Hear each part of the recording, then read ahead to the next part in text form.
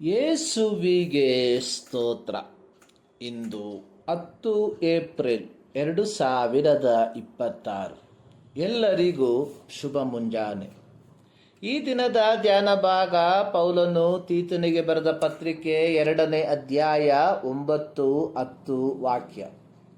ದಾಸರು ಎಲ್ಲದರಲ್ಲಿ ತಮ್ಮ ಯಜಮಾನರಿಗೆ ಅಧೀನರಾಗಿದ್ದು ಅವರನ್ನು ಮೆಚ್ಚಿಸುವುದಕ್ಕೆ ಪ್ರಯಾಸ ಪಡುತ್ತಾ ಎದುರು ಮಾತನಾಡದೆ ಯಾವುದನ್ನು ಕದ್ದಿಟ್ಟುಕೊಳ್ಳದೆ ಪೂರಾ ನಂಬಿಗಸ್ತರೆಂದು ಹೆಸರು ಹೊಂದಿ ನಮ್ಮ ರಕ್ಷಕನಾದ ದೇವರ ಉಪದೇಶಕ್ಕೆ ಎಲ್ಲ ವಿಷಯಗಳಲ್ಲಿ ಅಲಂಕಾರವಾಗಿರಬೇಕೆಂದು ಬೋಧಿಸು.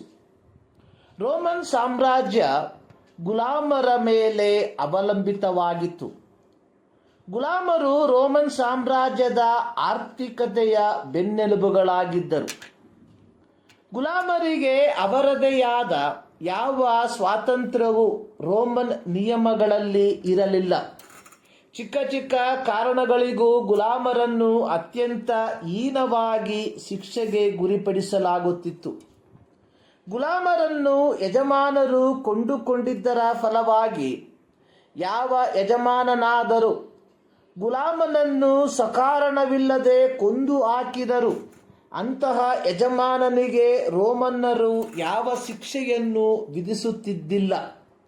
ಇವುಗಳ ಮಧ್ಯದಲ್ಲೂ ಯುದ್ಧದಲ್ಲಿ ಕೈದು ಮಾಡಲ್ಪಟ್ಟ ವಿದ್ಯಾಸಂಪನ್ನರಾದ ಜನರನ್ನು ಗುಲಾಮರನ್ನಾಗಿಸಿ ಅಂಥವರನ್ನು ಯಜಮಾನನ ಮನೆವಾರ್ತೆಯನ್ನಾಗಿ ನೇಮಿಸಲಾಗುತ್ತಿತ್ತು. ಪೌಲನು ಎಫೆಸ ಪಟ್ಟಣದ ಸಭೆಗೆ ಹಾಗೂ ಕೊಲೊಸೆ ಪಟ್ಟಣದ ಸಭೆಗೆ ಪತ್ರಿಕೆಯನ್ನು ಬರೆದಿರುವಾಗ ಈ ಭಾಗಗಳಲ್ಲಿ ದಾಸರು ನಡ್ಕೊಳ್ಳಬೇಕಾದ ರೀತಿಯ ಕುರಿತಾಗಿ ವಿವರಿಸಿ ಬರೆದಿರುವಂಥದ್ದನ್ನು ನೋಡುತ್ತೇವೆ. ಎಫೆಸ್ಯ 6ನೇ ಅಧ್ಯಾಯದ 5-8 ವಾಕ್ಯ, ಕೊಲೊಸೆ 3ನೇ ಅಧ್ಯಾಯದ 22-25 ವಾಕ್ಯ. ಈ ಭಾಗಗಳಲ್ಲಿ ಪೌಲನು ಗುಲಾಮರ ಸ್ಥಿತಿಗತಿಗಳ ಕುರಿತಾಗಿ ಉದುವಾದಂತಹ ಅಭಿಪ್ರಾಯವನ್ನು ತಿಳಿಸುತ್ತಿಲ್ಲ. ಬದಲಾಗಿ ಒಬ್ಬ ದಾಸನಾದ ಕ್ರೈಸ್ತನ ಮನೋಭಾವವು ಯಜಮಾನನ ಮೇಲೆ ಹೇಗಿರಬೇಕೆಂಬುದನ್ನು ತಿಳಿಸುವಂತವನಾಗಿದ್ದಾನೆ. ಪೌಲನು ಎಫೆಸ ಹಾಗೂ ಕೊಲೊಸ ಸಭೆಗಳಿಗೆ ಪತ್ರಿಕೆಯನ್ನು ಬರೆದಿರುವಾಗ ದಾಸರಿಗೆ ಹೇಳಿರುವಂಥದ್ದು, ನಿಮ್ಮ ಯಜಮಾನರಿಗೆ ಎಲ್ಲ ವಿಷಯಗಳಲ್ಲಿ ವಿಧೇಯರಾಗಿರ್ರಿ ಎಂದು ಬುದ್ಧಿ ಹೇಳುವಂಥದ್ದನ್ನು ನೋಡುತ್ತೇವೆ. ಹಾಗೆಯೇ ಯಜಮಾನರಿಗೆ ಹೇಳಿರುವಂಥದ್ದು, ನಿಮ್ಮ ದಾಸರಿಗೆ ನ್ಯಾಯವಾದದ್ದನ್ನು ಮಾಡಿರಿ. ಗುಲಾಮರನ್ನು ಅತ್ಯಂತ ನಿಕೃಷ್ಟವಾಗಿ ಕಾಣುತ್ತಿರುವ ಸಮಾಜದಲ್ಲಿ ಕ್ರೈಸ್ತರಾದ ದಾಸರು ಹಾಗೆಯೇ ಕ್ರೈಸ್ತರಾದ ಯಜಮಾನರು ಪರಸ್ಪರ ನ್ಯಾಯಯುತವಾಗಿ ನಡ್ಕೊಳ್ಳಿರಿ ಎಂಬ ಸಂದೇಶವನ್ನು ಪೌಲನು ತನ್ನ ಪತ್ರಿಕೆಯ ಬರವಣಿಗೆಯ ಮೂಲಕ ಕೊಡುವವನಾಗಿದ್ದಾನೆ.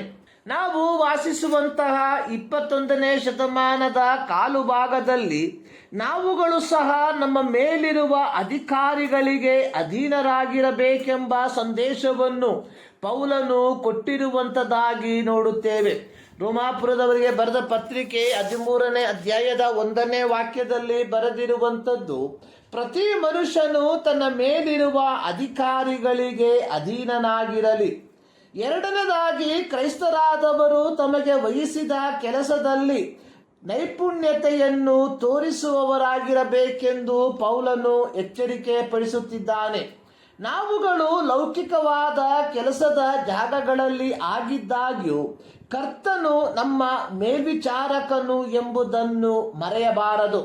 ಪೌಲನು ಕೊಲೊಸೆ ಸಭೆಗೆ ಪತ್ರಿಕೆಯನ್ನು ಬರೆದಿರುವಾಗ ಹೇಳಿರುವಂಥದ್ದು, ಮನುಷ್ಯರನ್ನು ಮೆಚ್ಚಿಸುವವರು ಮಾಡುವ ಪ್ರಕಾರ ನಿಮ್ಮ ಯಜಮಾನರು ನೋಡುತ್ತಿರುವಾಗ ಮಾತ್ರ ಕೆಲಸ ಮಾಡದೆ ಕರ್ತನಿಗೆ ಭಯಪಡುವವರಾಗಿ ಸರಳ ಮನಸ್ಸಿನಿಂದ ಕೆಲಸ ಮಾಡಿರಿ. ಕೊಲೊಸ್ಯ 3:22.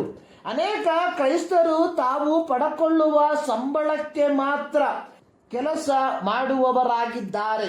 ಅನೇಕರು ಮನಸ್ಸಿನಲ್ಲಿ ಹೇಳುವಂಥದ್ದು, ನನ್ನ ಪರಿಶ್ರಮದಿಂದ ನನ್ನ ಯಜಮಾನನು ಅಧಿಕವಾಗಿ ಸಂಪಾದಿಸುವುದು ಬೇಡ. ಇಂತಹ ಮನಸ್ಥಿತಿ ನಮ್ಮನ್ನು ದಾರಿದ್ರ್ಯಕ್ಕೆ ಕೊಂಡೊಯ್ಯುವಂಥದ್ದಾಗಿದೆ. ಯೋಸೇಫನು ತನ್ನ ಸಹೋದರರಿಂದ ಗುಲಾಮತನಕ್ಕೆ ಮಾರಲ್ಪಟ್ಟವನಾಗಿದ್ದನು.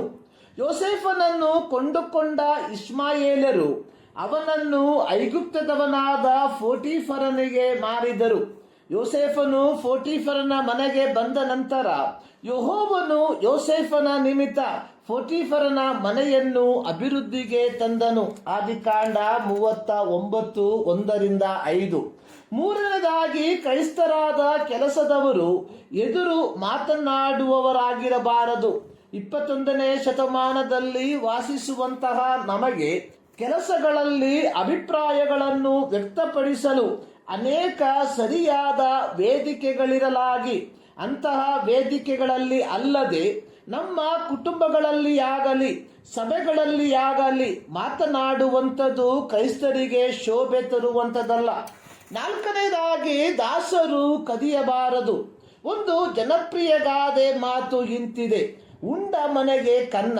ಈ ಗಾದೆಯನ್ನು ಕೆಲಸ ಮಾಡುವ ಮನೆಯಲ್ಲಿ ಕಳ್ಳತನ ಮಾಡುವುದು, ನಂಬಿದ ಸ್ನೇಹಿತನಿಗೆ ಮೋಸ ಮಾಡುವುದು, ಇದನ್ನು ವಿವರಿಸಲು ಈ ಗಾದೆಯನ್ನು ಬಳಸಲಾಗುತ್ತದೆ. ಪೌಲನು ಈ ಪತ್ರಿಕೆಯನ್ನು ಬರೆಯುವ ಕಾಲದಲ್ಲಿ ಮನೆ ವಾರ್ತೆಯ ಜವಾಬ್ದಾರಿಯನ್ನು ಸಾಧಾರಣವಾಗಿ ಪ್ರತಿಭಾನ್ವಿತ ಗುಲಾಮರೇ ನೋಡಿಕೊಳ್ಳುತ್ತಿದ್ದರು. ಹೀಗಿರಲಾಗಿ ಸಂದರ್ಭವನ್ನು ದುರುಪಯೋಗಪಡಿಸಿಕೊಳ್ಳಲು ಅವಕಾಶಗಳು ಇದ್ದಿರಲಾಗಿ ಪೌಲನು ಕ್ರೈಸ್ತ ದಾಸರಿಗೆ ಪ್ರಬೋಧಿಸುವಂಥದ್ದು, ಕಳ್ಳತನ ಮಾಡಬೇಡಿರಿ.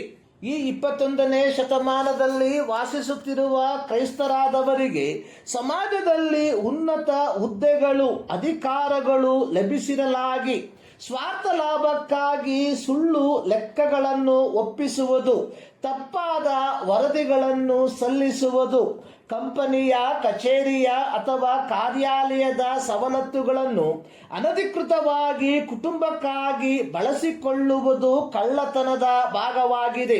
ಪ್ರಿಯರೇ, ಕ್ರೈಸ್ತರಾದವರು ಇಂತಹ ನೀತಿಗೆಟ್ಟ ಚಟುವಟಿಕೆಗಳಲ್ಲಿ ಏರ್ಪಡುವಾಗ ಅದು ಕೇವಲ ನಿಮಗೆ ಹುದ್ದೆಯನ್ನು ಕೊಟ್ಟ ಕಾರ್ಖಾನೆಗಳಿಗೆ ಆರ್ಥಿಕ ನಷ್ಟವನ್ನು ಉಂಟು ಮಾಡುವುದರ ಜೊತೆಗೆ ದೇವರ ನಾಮಕ್ಕೂ ಚ್ಯುತಿಯನ್ನು ತರುವಂಥದ್ದಾಗಿದೆ.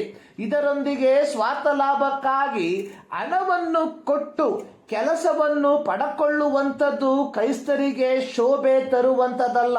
ಕ್ರೈಸ್ತರಾದವರು ಸಮಾಜದಲ್ಲಿ ಒಂದು ಮಾದರಿಯುತ ಜೀವಿತವನ್ನ ಜೀವಿಸುವಂತವರಾಗಿರಬೇಕು. ಈ ಮುಂಜಾನೆಯಲ್ಲಿ ಸರ್ವಶಕ್ತನಾದ ದೇವರು ಈ ಅಧ್ಯಯನದ ಮೂಲಕ ನಿಮ್ಮನ್ನು ಆಶೀರ್ವದಿಸಲಿ.